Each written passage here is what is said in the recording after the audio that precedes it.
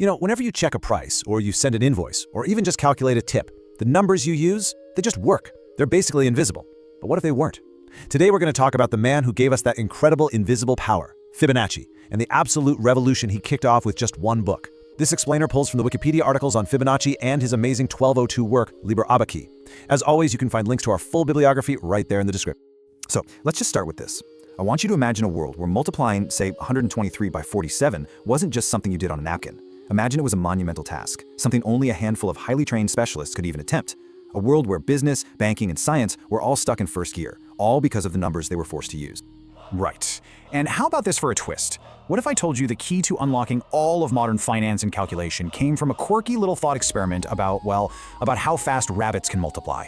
It sounds a little nuts, I know, but it's a huge part of this story. Okay, so to really get what a big deal this was, we've got to travel back in time to 12th century Europe. You see, the entire continent was running its finances on what you could call a really clunky operating system, Roman numerals. I mean, this was a system designed for carving grand statements on stone monuments, not for trying to calculate compound interest on the fly. And this slide, wow, it just says it all, doesn't it? Look at the left side. With Roman numerals, you can't even begin to do that multiplication without a tool like an abacus. It was slow, it was clunky, and it was so easy to make a mistake that could cost you a fortune. This wasn't just some minor inconvenience. It was a serious bottleneck holding back trade, banking, and even early science. Everything was just harder. So into this world steps our hero, Leonardo of Pisa, born around 1170. Now we know him as Fibonacci. And here's the thing, he wasn't some scholar locked away in a dusty monastery. No, his dad was a customs official stationed in Bugia, which is in modern-day Algeria. Fibonacci was a world traveler, a guy who was right there on the front lines, seeing how global trade actually worked. And you can hear it in his own words. He was just blown away. While he was traveling all over the Mediterranean, from Egypt to Syria, Fibonacci kept running into merchants using the Hindu-Arabic numeral system. He saw them using these 10 simple symbols, 1 through 9, plus this totally revolutionary idea of 0, to do calculations with a speed and an accuracy that was just unthinkable back in Europe. It was a total light bulb moment for him. He realized Europe was doing math with one hand tied behind its back. So what does he do? Well, in 1202, he writes a book. And listen, this wasn't just any old book. Liber Abaci, the Book of Calculation, was a practical, hands-on user's manual. Its entire purpose was to bring this better system to Europe and teach it to the people who desperately needed it, like the merchants and the bookkeepers. The secret sauce, the core concept he was pushing, was what he called modus indorum, the method of the Indians. The real magic wasn't just the symbols themselves, it was the place value system. The idea that the number 2 could mean 2, or 20, or 200, all depending on where you put it. That, combined with this incredible placeholder 0, which he called ziffer, and yeah, that's where we get our word zero, that was the key that unlocked all of modern arithmetic. And he made it so incredibly useful. Liber Abaci wasn't some dense academic text full of abstract theories. No way.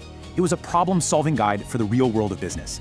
It literally showed merchants how to do their books, how to convert between all the different currencies and measurements they had to deal with, and most importantly, how to figure out profit and interest quickly and easily. But Fibonacci knew that to really sell this new system, he needed more than just business examples. He needed a showstopper, a kind of killer app that could really show off what these new numbers could do. So, tucked away inside this practical guide was this little thought experiment about rabbits. You start with one pair, and you ask, how many pairs will you have in a year? There are a couple rules, but that's the gist. And this is what you get. Solving the puzzle generates this very special, very elegant sequence of numbers. Now, to be clear, mathematicians in India had known about this sequence for centuries. But because Fibonacci put it in Liber Abaci, he's the one who made it famous in Europe. And that's why today it has his name. It was basically the perfect piece of viral marketing for his new math. But let's be real, this was not an overnight success. Brilliant ideas, even world-changing ones, they take time to catch on. For centuries, there was this big debate, this kind of tech rivalry between the abacists, the old guard who stuck with their Roman numerals and their abacus, and the algorithmists, the new disruptors who were championing Fibonacci's method. Yeah, you can really see that slow burn here on the timeline. First, it's the Italian merchants in the 1300s who realize, hey, this gives us a huge competitive edge. Then bam, the printing press shows up in the 1500s, and suddenly Liber Abaci and its ideas can spread everywhere. By the 1600s, it's the new standard, and this new language of math, it was the essential software that made everything from complex banking and double-entry bookkeeping to the entire scientific revolution even possible. So what does a story from 800 years ago have to do with us today? Well, the story of Fibonacci actually has some incredibly powerful lessons for anyone working in pretty much any professional field today. Okay, first big takeaway. The best tool isn't always the one you invent. Sometimes it's the one you find. Fibonacci's real genius wasn't in inventing something from scratch. It was his insight to look beyond his own world, recognize a vastly better system, and then have the courage to bring it home and teach people how to use it. Second lesson, a brilliant idea is totally useless until it solves a real problem for real people. The Hindu-Arabic system could have just stayed as a cool idea for mathematicians. But Liber Abaci made it a success because it wasn't just about theory, it was about application. It solved everyday problems for merchants. That's what drives real change, applied knowledge. And third, innovation is so often about being a connector. Fibonacci was the ultimate connector. He built a bridge between the mathematical genius of the East and the commercial needs of the West. The biggest breakthroughs almost always happen at these intersections, where different ideas and different cultures collide. So if you're going to remember one thing from all of this, make it this. This is the catchphrase. Fibonacci didn't invent the numbers, he imported the operating system. He gave Europe the powerful, efficient software it absolutely needed to build the modern world. So, let's wrap this up. Europe was stuck using a math system that was holding it back. A world traveler, Leonardo Fibonacci of Pisa, saw a much better way being used in North Africa and the East.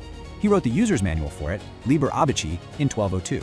And over the next 4 centuries, that system became the absolute bedrock of modern finance and science. And that brings us to our final call to action for you. The next time you are staring down a really complex problem, just take a page out of Fibonacci's book. Ask yourself, what's the Roman numeral in my field?